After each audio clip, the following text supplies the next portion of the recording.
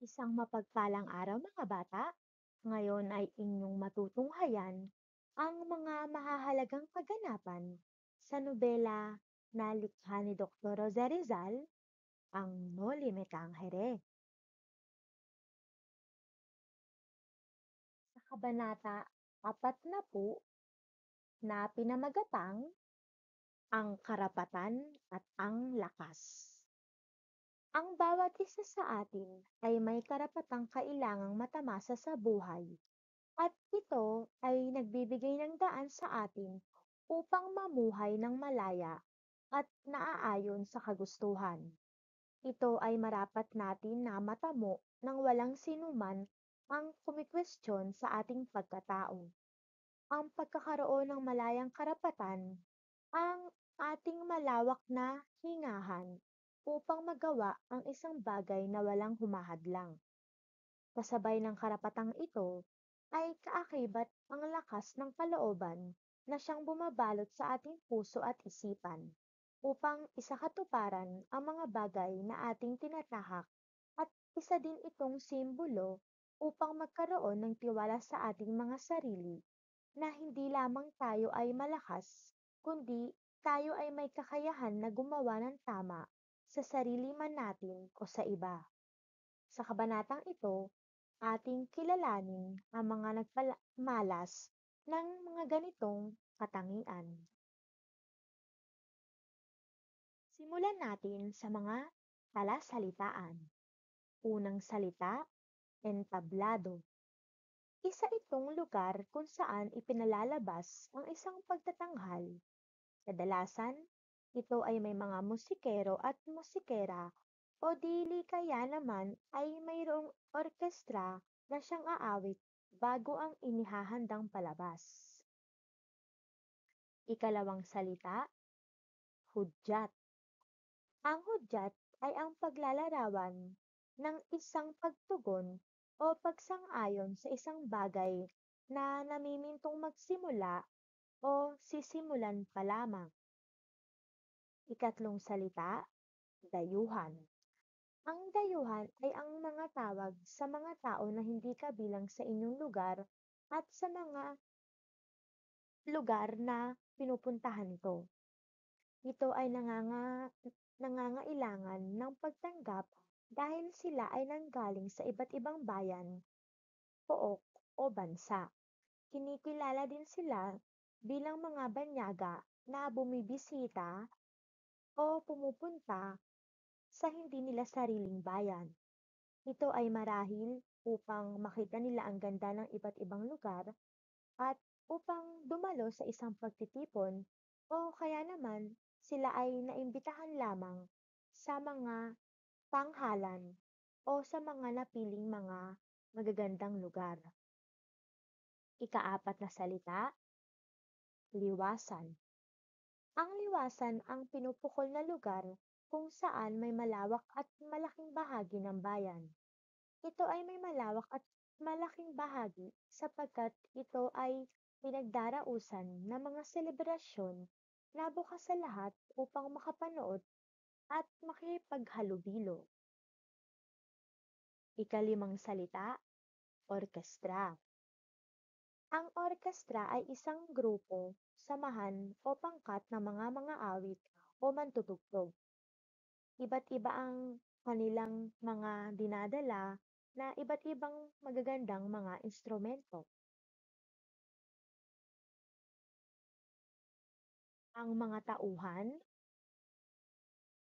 Don Filipo, Maria Clara, Crisostomo Ibarra, Padre Salvi, Padre Damaso, Tia Isabel, Sinang, Elias, Alperes, mga kaibigan ni Maria Clara, Piloso Potasio, mga ilang Kastila, mga mamamayan, mga Gwardiya Sibil, mga dayuhan na magtatanghal, mga sundalo. Para sa tagpuan, ito ay naganap sa bayan ng San Diego sa isang liwasan sa pagtatanghal, ika-10 ng gabi. Dumako tayo sa buod ng kabanata. Ikasampu na ng gabi ay mayroon pa ring panaka-naka na mga nagpapaputok habang ang iba naman ay abala sa panonoorin na pagtatanghal na gaganapin sa isang malawak na lugar sa isang liwasan sa bayan ng San Diego. Pinangangasiwaan ni Don Filipo ang kapistahan, samantala hindi naman tinanggap ng kapitan ang pagbibitiw nito sa pwesto na siyang ikinasasama nito ng kalooban.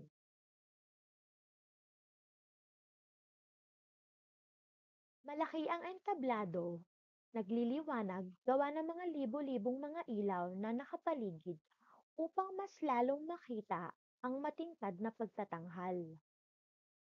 Isama pa ang orkestra na nasa bungad ng mga manonood na paminsan-minsang tumutugtog ng mga panimulang mga himig. Isang maaliwalas at nakapananabik ang inihandang pagtatanghal sa lahat ng mga tao rito. Kapansin-pansin din ang mga dayuhan na mga panauhin na nakaupo sa gawing likuran.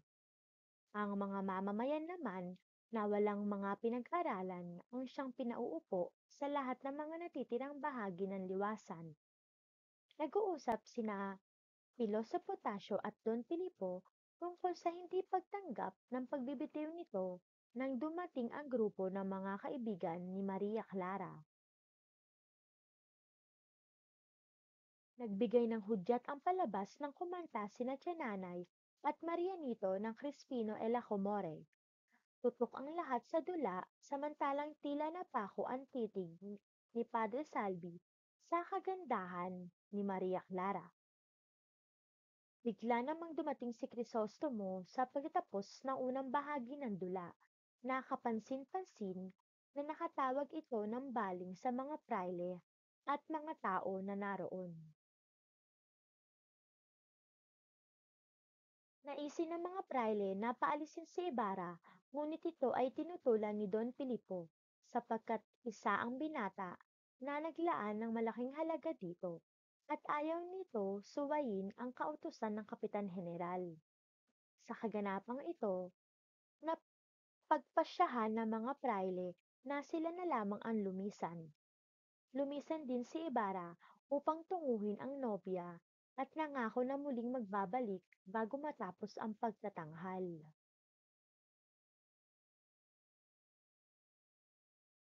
Sa gitna ng dula, mayroong dumating na mga gwardiya sibil upang ipatigil ang palabas sapagkat nabubulahaw kuno ang alferez at asawa nito na si Doña Consolacion. Mariin naman itong hindi pinagbigyan ni Don Filipo na siyang namamahala dito na siyang dahilan upang magkagulo. Ipinahuli ng mga kwadrilyero ang dalawang gwardiya sibil at dinala sa tribunal.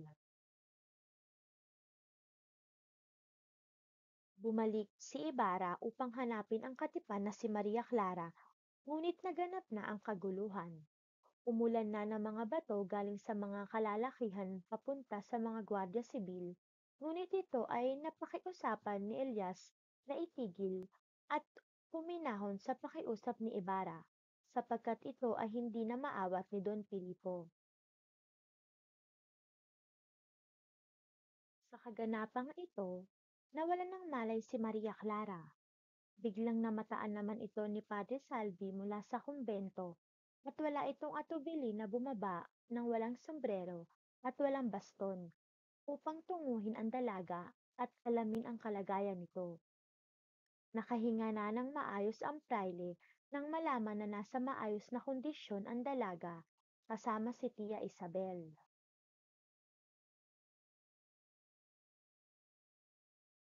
Karunungan ng kabanata, boses na nangingibabaw.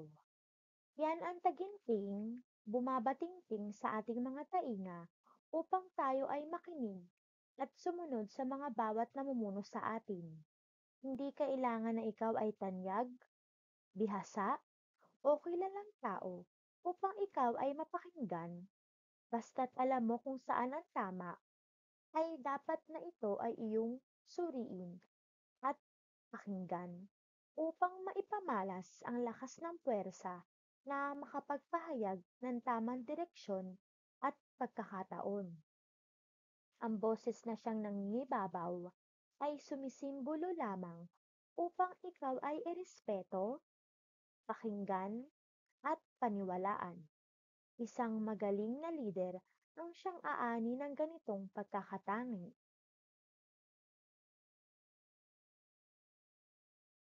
Paghiwatig ng kabanata.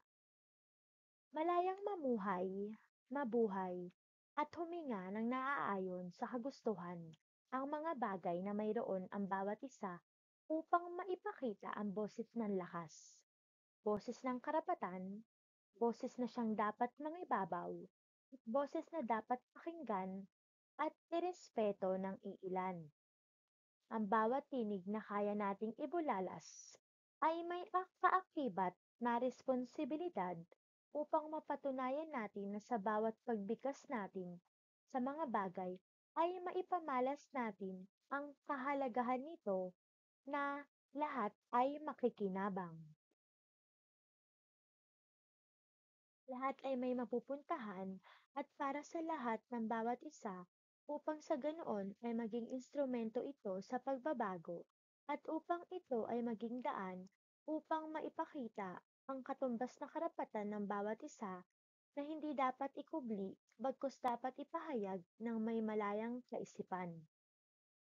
Ang kombinasyon ng lakas at karapatan ay magiging isang buong diwa upang makabuo ng isang tunay na matibay na pagpapasya na sa bandang huli na hindi mo panghihinayangan. O mga bata, ako ay mag-iiwan ng isang kataga. Ang karunungan at kaalaman ang siyang huhubog sa sangkatauhan na magsisilbing instrumento sa kasalukuyan mong tagumpay. Imumulat yaring musmos na isipan at huhulmahin ang tagong talentong naghihintay. Sangkap ang mabuting kalooban, may adhikain sa buhay at may pananalik sa may kapal. Alam mga bata, hanggang sa muling kabanata, para sa kabanata 41 na pinamagatang dalawang panauhin. Abangan!